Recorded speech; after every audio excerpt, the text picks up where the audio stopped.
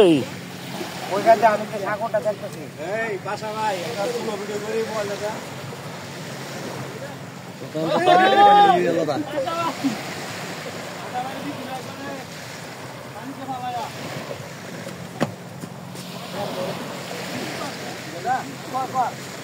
ভাই জগিং করতেছে বলবেন নাকি রাজীব ভাই? এখানে আসার পরে আসলে কেমন লাগছে বিষয়টা প্রজাপতি যায় না দেখিয়া শুভু স্যারের লোক অনেক খারাপ ব্যবহার করছে। 100% শিওর মন ভালো হয়ে যাবে। আর বিশেষ কোথাও ভালো না হলো সাগর পাড়ে আসলে মন ভালো হবে।